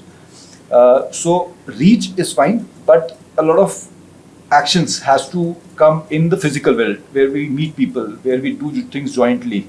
So I think those were the few points I wanted to make on that. Thank you. Yeah, thanks, Ravish. So, always difficult bringing the past, but I want to say you guys have done a fabulous job of kind of weaving a fabric of both thought and action, in terms of what we as HR professionals do. You kind of agree with Nyan, it's been reassuring today. And good to know that we're all in it together, right? Because that's what matters at the end of the day. Same problems everywhere, just different lenses, different perspectives, different levels of management. So there are a lot of things that are given, and I just want to try and kind of bring up the rear, talking about some of the more simplistic things that we can do as professionals, not necessarily, see, benefits that are given. None of us can survive without, all of the stuff that we've spoken today. Adoption is important, as Nyan spoke about it. Experience is important. Some of the stuff that you brought up, Vish, I think all of these things are very, very necessary. These are a given, right? Nobody can survive. No one can get out of the pandemic alive, frankly, if we don't do some of this stuff. Because if the employees are not happy coming to work and doing the stuff that you want them to do, at the end of the day, you can't push the productivity that you need out of them. And more importantly, you can't push their mental limits to get the kind of, inputs and work that you want from them. So, keeping that in mind, I represent Coforge. We recently, hit our first billion. We're rapidly moving towards the next billion, maybe in 3 or 4 years. And the reason I say that primarily is because we're on a very high growth trajectory, as I'm sure many of us here must be, right, as organizations, because the pandemic has probably pulled people, organizations back financially as well, and they want to probably go and make up the most out of the time that we want to do. So, primarily, I think what we've looked at is some practices that help to, keep the wellness agenda going, right? Very simple example that I want to give is that of making sure that, all of our managers are advised to keep their videos on every time there's a conversation happening with their teams. We do not force the employees to put their videos on, but we encourage them to do that. Primary reason being, that's the best way to identify how people are doing. Sometimes what you can't hear in the voice, you can see on the face, right? So that's one of the very simple things that we keep advising and reinforcing within the organization, because more than 50% of the workforce is still remote. So naturally that kind of helps. We've been publishing our leave data every month, manager-wise, and making sure that we're questioning the managers in terms of where adoption of leaves is less. We know that we want more productivity, but we also know that it's only going to come when people are relaxed, right? So if they're not getting enough time off, then there's a problem. So either there's a problem with the number of people hired in that team, they need more hands on board, or they're overstaffed, whichever the case may be. So you kind of identify those spots and work with that. So that's one. Apart from that, among all of the initiatives that the group here spoke about, pretty much similar. I think in the tech industry, especially, some of you will agree with me, our biggest challenge is getting people to work, right? I mean, and when I say to work, it means two things. One is getting them to do work from home, and the other is to actually get them to office to work, right? Both the challenges exist for us. So we realize that one size fits all is not going to work, especially in a global setup like us, and again, as many of you said. So what we've done is we've offered a basket of initiatives, right, especially around wellness and whatever it is that people want to do. And we've told them, you pick and choose what it is that you want, because that customization is important. We try to think that everybody wants to go for a walkathon. Probably not. You look at me, I don't walk, right? So I may want to do something else. Somebody loves binging on Netflix, others love food, whatever it is. So basic stuff, making sure that our team fund utilization is as close to 100% as possible, especially during the pandemic. Of course, thankfully things have opened up in the last 6 months, so people are able to go out together, spend time now and all of that. But there are still those few people crazy about sanitizers, or worried about getting out of the house. I don't know what I'll catch, when will I die. All of those things are very, very real fears that people have today. And so that's that is why we've ensured that we've told them, okay, if you want to do you want to do a team lunch over video, right? Don't go out, do it over video, but make sure that you're ordering food, whatever it is. People should feel that the organization is connected to you, and that you're getting some of the stuff that you get at work is coming to you at home also, as far as possible. So that's one. And then at the leadership level, I think we've all spoken about what the employees want, but I think creating the environment for the managers and the leaders to be able to provide that some of those benefits and encourage some of those benefits is very important. So again, alluding to a point that was made around competition earlier, we've actually created internal competition between the business heads themselves and told them we'll do periodic surveys, and the organization that comes out as the most vibrant, healthy, and happy is they'll get special recognition or whatever it is that we do. And we've been publishing a lot of that on our LinkedIn page and stuff like that. So I think creating that empowerment for the leaders to be able to dip into certain funds and do whatever they want to for their people, because the reality of different businesses is different. The travel business runs differently, insurance runs differently, banking runs differently, right? So we want to make sure that some level of customization is there with the leaders, and that level of empowerment exists for them to do whatever it is that their teams require. The other thing is, I think the last 2 years our focus has changed, and we're probably late on the ball. Many of us may have done this already, but we've changed our focus from attrition to retention. That's very, very important, because we're focusing on the people who want to stay. I'm not saying that we don't want to focus on the people who want to leave for whatever reason it is, but when you focus on the people who are there in the organization versus the ones that are leaving, it makes a big difference, because a lot of the statistics that come out and the way you look at your data totally gets inverted. So these are just some of the things that I want to talk about. Finally, one last point, a very interesting initiative that we took as an organization is we encouraged people to merge their passion with their work.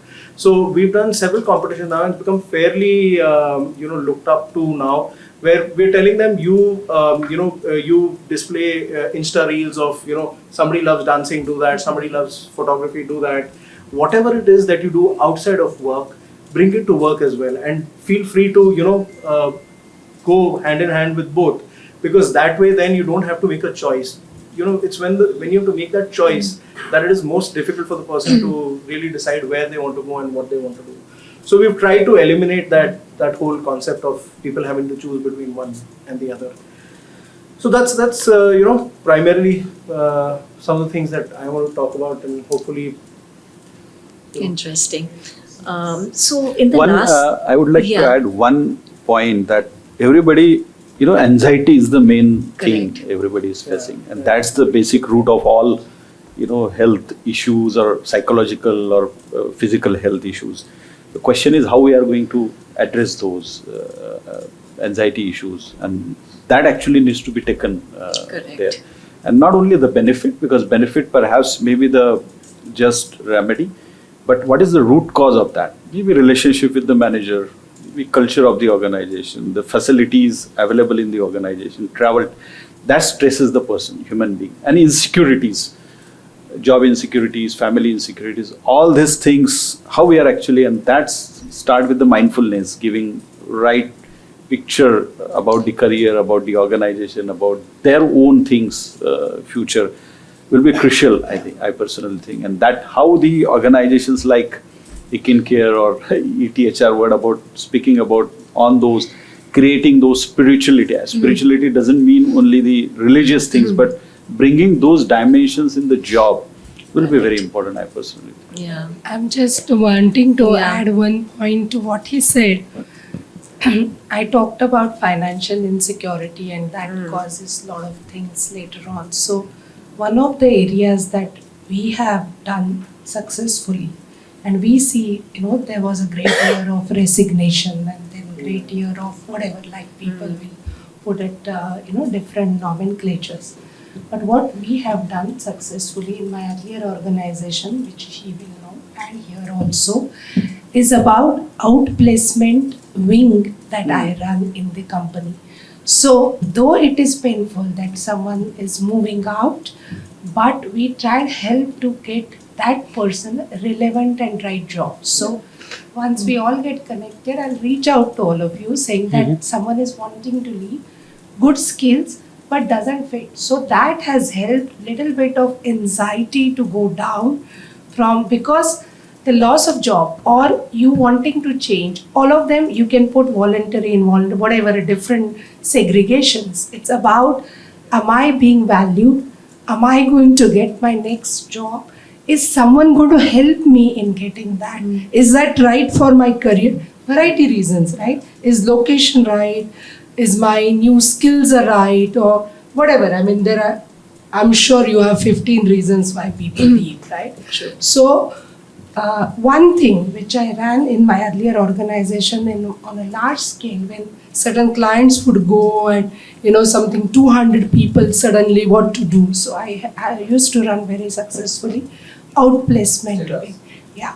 And then I have started in this organization, very different workforce. Minimum qualification is MBA generally from IIMs. That's what the people we have in this organization.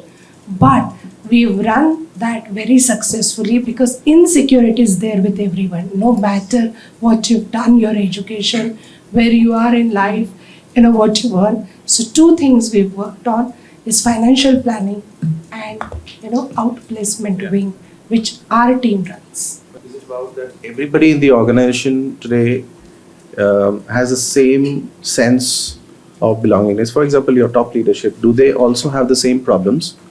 So at a physical level, maybe yes, no, because all of us went through the COVID and the data speaks, so Ramesh said, which is true.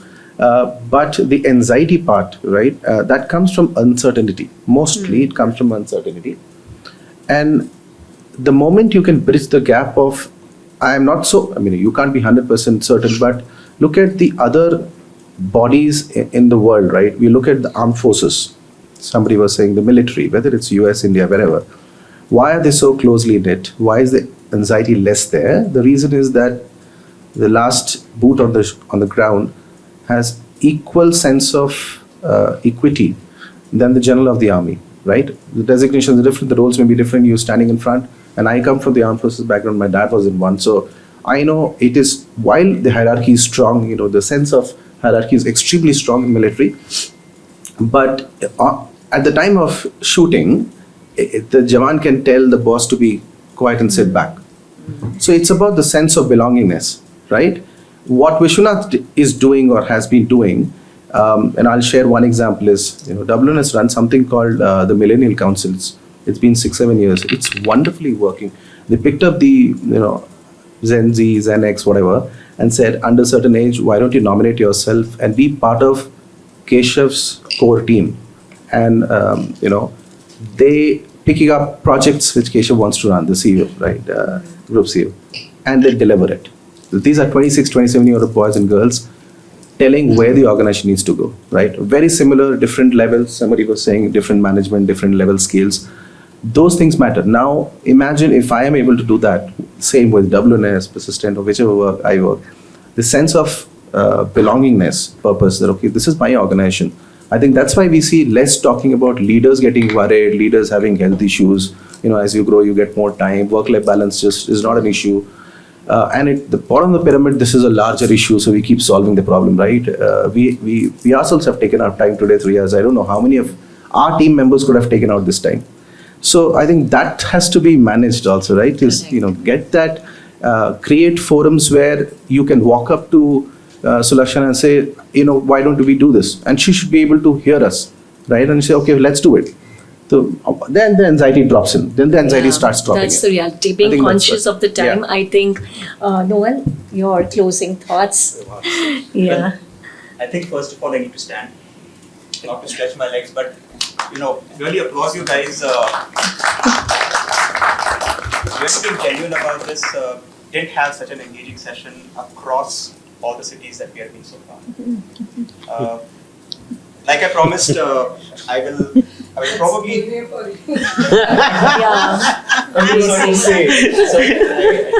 Everyone has an opinion. She said that's Pune for you. No, I think, I love the city because my mom is from Pune, though I've been brought up in Mumbai.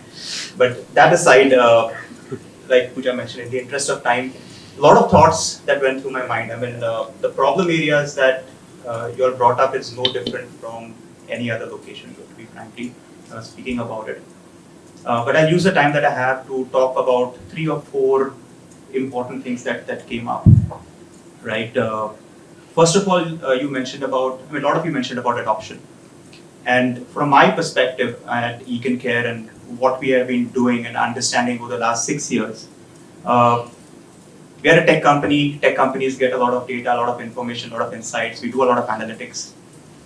On the adoption part, I will say 2 things. One is, what is the level of adoption you should actually expect? It's never going to be 100%. Should it be 20%? Should it be 40%, 60%? Again, that depends on 2 factors. One is, what is that benefit or service that you're giving your employees? The second thing is, are those benefits relevant or not? So for example, if you talk about an organization with employees who are around the 30-35 years of age, and you're offering health checkups, you'll probably see around a 50% utilization, 50 to 60% utilization. But if you're offering them doctor consultations online, you'll probably see around 20% utilization. Maybe it was higher during COVID, but not right now. The point I'm trying to make is, adoption, you have to have a benchmark number to work with. If you're aware about that benchmark, you'll know whether that program is successful or not. That's point number 1. Point number 2 is, whatever you do regarding adoption, there will be guys in your organization who, even whether you incentivize them or not, they will take up that program and run with it. There'll be another set of people, you do whatever you want, they will never touch it. Technology, right? And for us as leaders in the room, we need to focus on the middle group, the fence sitters. How do we nudge them to adopt rather than being fence sitters? And that's how you make your program from being average successful to being more successful. 100% is never going to happen. So benchmark it right. The second thing is, we spoke about flexibility, right? Again, different age groups. Are you talking about netizens? Like here, people from 18 going up to 60, 65. You can't ignore that population. Technology and platforms, give you two things. One is the ability to offer a wider range of benefits. The second thing is most platforms, right, as a hygiene would naturally give you access and better rates and discounts. So when you give a wide range of benefits to your employees, you're able to actually offer more for less. What we do at EconCare is we come up with a bundled product. We've got over 20 different services on the platform, right from your usual doctor consultations, pharmacy, so on and so forth, to ambulance services, for example. So that flexibility is where we have the information and the data, almost like an insurance company, to say, while I'm giving everybody a 5 lakh rupee cover, for example, the insurance company knows that there's only a certain number of people who are going to use that benefit. Some may need it this year, some may need it the next year, so on and so forth. So we have used a similar concept. We bundle the products and we give it to you at a fixed price, saying you have everything from doctor consultations to pharmacy to gyms to ambulance services, so on and so forth, at a fixed outgo. What that allows you to do is go back and tell your employees, you have everything under the sun to use. Pick and choose what you want. What you go and tell the CFO is, this is the fixed cost per employee, it's within my budget, yes or no. We spoke about the financial aspect of it, right? Today when we talk about financial, we are talking about things like, am I able to invest? What am I going to do, so on and so forth. Something that we've ignored as a country over a long period of time is the fact that, again going back to the insurance example, today, if you have an insurance plan, probably 4% of your employees would use it. If you cover parents, 11%, which means 11 out of 100 people actually land up in hospital. But actually speaking, 80 to 85% of us spend out of pocket for doctor consultations, for medicines, for ourselves, for our family members, so on and so forth.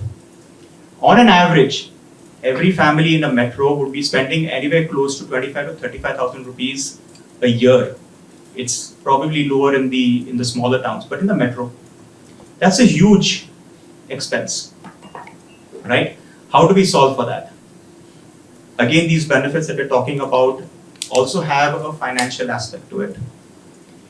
On the platform, what we have also done is, in fact, these guys are next to our early wage access, right? We've built that on our platform as well. Today, our insurance plans don't cover for cosmetic treatment. They don't cover for infertility treatment. 1 in 5 employees are actually having a problem in terms of starting a family. We don't know what that cost is going to be. But an employee wants to have a family and wants financial access. We have built that into the platform. And last but not the least, you mentioned, Nidhi, about family, right? Interestingly, EconCare started off as a platform for NRIs, right? Kiran, our CEO, was in the US. He didn't have a way of figuring out what's happening with his parents' health back in India, being in a metro. So parents, as you know, they'll never tell you the truth in terms of their health, right? The platform actually gives you access for your family members across the country in terms of benefits. Now, whether it's sponsored by the organization or not doesn't matter. The employee can book medicines for family members in a remote in a town, can get their health checkups done. The beauty of it, the platform that we have built, and we are talking about digitization, right? One of the patents that we have is our ability to extract medical information from physical documents or from JPEG images. You may be aware that there are probably around 100,000 diagnostic centers across the country. No standardization in terms of how the reports are provided. The nomenclatures are different, the standard units are different. We are able to standardize all of that on the cloud. So today, every report that comes in real time gets digitized on the platform. The employee gets color coding in terms of whether it's red, amber, green. The employee is able to understand what is the impact of that on their health and can connect to a doctor in less than 10 seconds to discuss that report. Now, the information that's coming in is obviously from a health risk assessment that talks about their stress levels, their diet, their avocation, so on and so forth. There's real-time information coming in from their medical reports.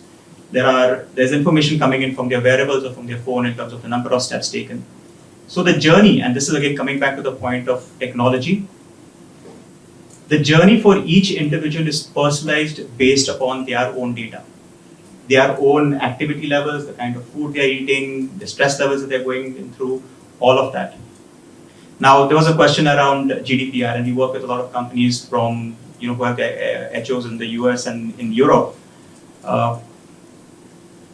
What technology does is that it analyzes this report, not at an individual level for leaders in the school, but it's actually giving you a summary level insight into what's happening with your organization.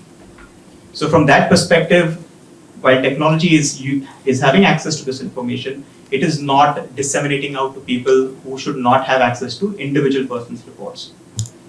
What this does is, for every rupee that you're spending, the employee has a clear line of sight in terms of what they need to do, in terms of articles, in terms of recommendations, in terms of challenges they could take, all of that.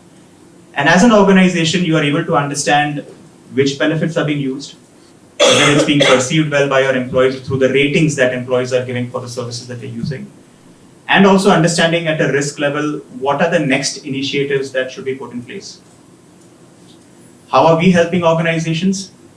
We tell organizations that rather than spending 1 rupee across all your employees, here is data from 500 different companies broken by age and gender. These are the kind of initiatives you could put in place. These are the places where you could actually maximize for your rupee.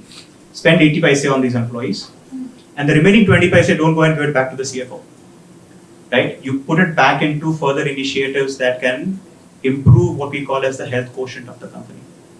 So everything from your health coach programs to running initiatives to improve. So I'll give you an example. There was an organization that had its offices in Bangalore and Gurgaon, and from the digitization of the reports, we identified that there were certain parameters in the cholesterols and stuff that were out of whack. We mapped that back to the health risk assessment, right? What people were talking about in terms of their lifestyle and their avocations. And at a broad level, we realized Bangalore was more around activity that had to be improved. And in Gurgaon, we did a cafeteria audit. Very different approach to the same, data that was coming. I think you mentioned about the gyms part of it, right? Not all organizations can afford to have a gym on site, give them a cult. We are doing that already. So today we tell organizations, why do you want to pay an employee 15,000 rupees for his annual gym membership? Maybe 31st December, the guy was fully in, charged up to hit the gym. 1 month later, he's not hitting the gym at all. So what we have done is we tell organizations, why don't you buy a pool of 500 or 1,000 or 1,500 gym sessions? Let those who want to use it. As the pool depletes, you top it up again. Now, the other advantage that comes out of working with a platform or with aggregators is this guy is no longer restricted to a gym in Pune. He's now in Bangalore, doesn't feel like hitting the gym, probably wants to play badminton or go swimming. Fair enough. Third day he's in Delhi, wants to do yoga, no problem, book an appointment, go to the center, do a yoga session. So technology actually, and frankly speaking, somebody mentioned about Swiggy and stuff, right? I mean, that's what the app does today. You can be anywhere, any point in time, book your services, get it delivered. Whether it's diagnostics, doctor consultations, health checkups, financial requirements. In fact, today there are a lot of employees on our platform who earn points for taking up challenges, which could be as simple as doing planks for 7 days, or walking the dog, or washing the car, or taking the family members out for a dinner. They get points for that. And how do they use those points? Those points get converted into rupee value. They are able to donate it to charity of their choice. That's the social aspect of it. So today, whether it's a young person, and frankly speaking, we spoke about the internet and stuff. I can't do without the internet. I mean, I'm not a netizen. I can't do without the internet. So it's all safe. Yeah. So it doesn't matter. And last but not the least, the only point that I would like to leave was around the culture aspect of it. One of the things that came up in one of the previous sessions is they said that there is no meeting that is there for 1 hour. The meeting is for 45 minutes. The 15 minutes is for you to take a break. There was another, I don't remember the name of the organization, they said that there are no meetings on Fridays. Right? So that's how people are giving each other space and time. The culture aspect of it, which came across a lot of organizations that we spoke to was the leadership being involved, right? And it's not there across the board. I mean, from our own experience of working with 500 plus companies, very often the CHRO is not involved in the program. And those programs suffer a lot because it's almost driven very transactionally, and that's about it. We've got a fantastic dashboard which is real time where the HR could actually go and look at things almost real time. But we don't see people engaging in terms of going and looking at that information. It sells well. I'm able to sell it to a company, but when it comes to actually utilizing it, adoption at the CHRO level, right? Not at the employee level, the CHRO level. It's not there.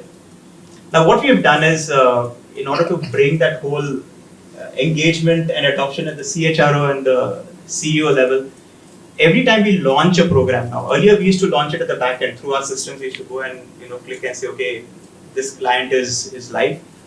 Now we get the CHRO to go and do that, right? And it's a big fanfare. It's like you launch the rocket kind of a thing. You go and that's exactly what we do.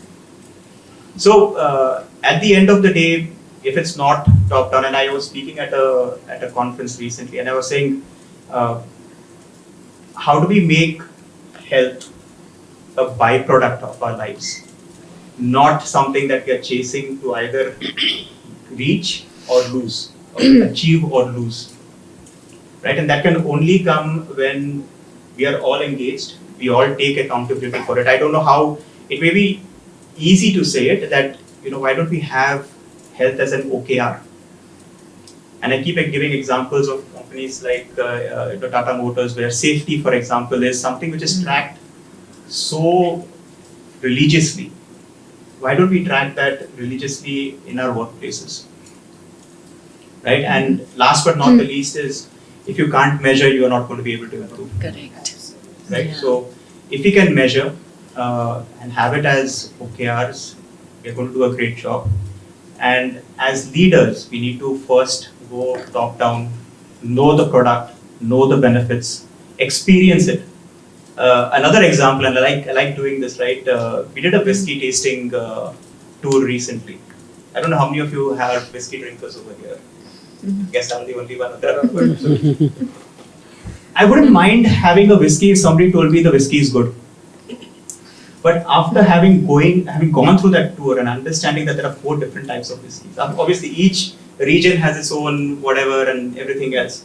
But why does that flavor come in? Why does it taste the way it does? Why is it called that? And what are the positives about it being manufactured in one way or the other? That has led me to appreciate my whiskey a lot more. That happens. Right?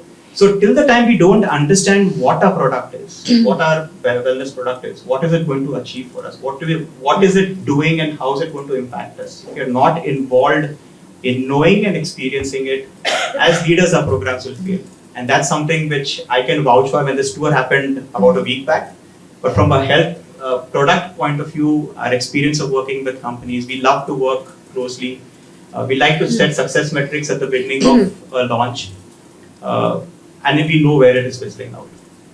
Right? So that's my 2 bits. Thank you, Noel. Thank you so much for that. And thank you, all of you, for being such a wonderful group. You've been so vibrant. And what can I say? That Noel also gave a standing ovation. And this was like one of odd, first cases. It's never happened before. So my full compliments to all of you. Thank you so much for joining us today. I'd love to come back and meet all of you again. Seriously. Thank you. Thank you. Love that too. Thank you. We'll just take the group picture.